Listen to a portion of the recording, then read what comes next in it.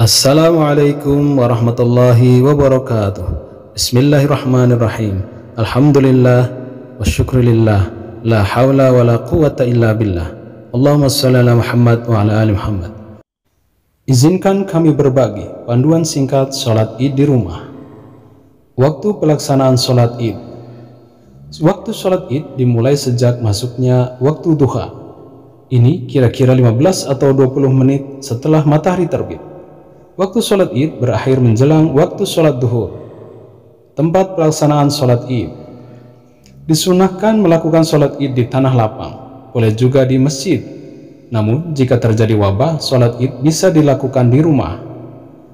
Sholat id di rumah pernah dilakukan oleh sahabat yang mulia Anas bin Malik radhiyallahu anhu bersama keluarga beliau.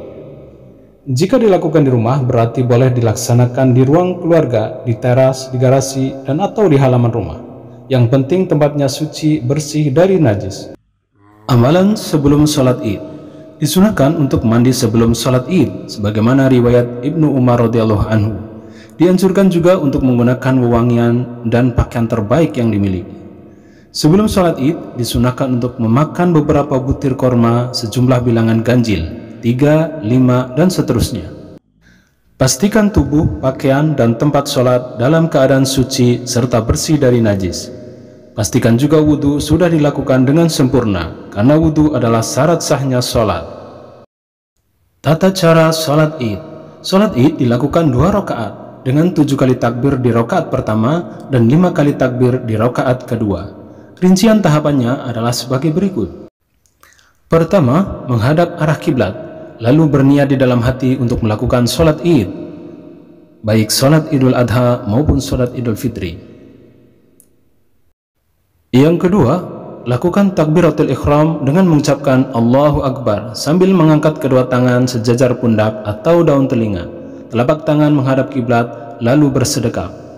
Yang ketiga, bacalah doa iftitah seperti yang biasa dibaca ketika sholat. Yang keempat, ucapkan takbir Allahu Akbar sebanyak 7 kali. Saat jeda antara takbir, membaca dzikir, tasbih, tahmid, tahlil, dan takbir. Allahu Akbar. Subhanallah walhamdulillah wa la ilaha illallah wallahu akbar. Allahu Akbar. Subhanallah walhamdulillah wa la ilaha illallah wallahu akbar. Allahu Akbar. Subhanallah walhamdulillah wa la ilaha illallah wallahu akbar. Allahu Akbar. Subhanallah walhamdulillah wa la ilaha illallah wallahu akbar. Allahu Akbar. Subhanallah walhamdulillah wa la ilaha illallah wallahu akbar. Allahu Akbar. Subhanallah walhamdulillah wa la ilaha illallah wallahu akbar. Allahu Akbar. Setelah rangkaian takbir selesai, bacalah surat Al-Fatihah. Dilanjutkan dengan membaca surat yang mudah dan sudah dikuasai.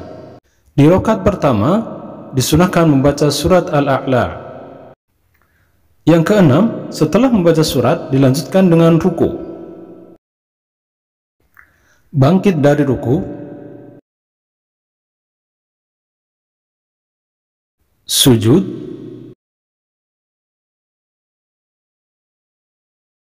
duduk di antara 2 sujud, lalu sujud lagi. Semuanya lengkap dengan bacaan masing-masing, seperti ketika sholat biasa. Yang ketujuh, bangkit untuk melakukan rakaat kedua, sambil mengucapkan takbiratul intiqal, Allahu Akbar. Kedelapan, selanjutnya berdiri untuk rakaat yang kedua, kemudian membaca 5 kali takbir. Allahu Akbar. Subhanallah alhamdulillah wa la ilaha illallah wallahu akbar. Allahu Akbar. Subhanallah alhamdulillah wa la ilaha illallah wallahu akbar. Allahu Akbar. Subhanallah alhamdulillah wa la ilaha illallah wallahu akbar. Allahu Akbar. Subhanallah alhamdulillah wa la ilaha illallah wallahu akbar. Allahu Akbar. Setelah rangkaian 5 kali takbir, kemudian dilanjutkan membaca surat Al-Fatihah. Dilanjutkan membaca surat yang mudah dan dikuasai. Disunahkan di rakaat kedua membaca surat Al-Ghashiyah. Dilanjutkan dengan ruku, bangkit dari ruku, kemudian sujud, duduk di antara dua sujud, sujud yang kedua, kemudian duduk tahiyat akhir, masing-masing dengan bacaan seperti ketika sholat biasa, hingga salam.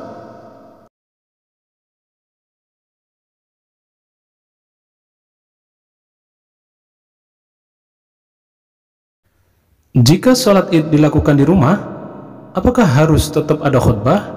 Jawabannya adalah tidak harus, karena Anas bin Malik radhiyallahu anhu pernah melaksanakan sholat id di rumah bersama keluarga beliau dan tidak ada khutbah setelahnya. Demikian panduan ringkas sholat id di rumah. Semoga Allah subhanahu wa ta'ala memberikan taufik, dan semoga Allah tabaraka wa ta'ala memudahkan kita untuk mengamalkannya. Amin amin ya rabbal alamin. Wallahu a'lam bishawab. Mudah-mudahan bermanfaat. Assalamualaikum warahmatullahi wabarakatuh.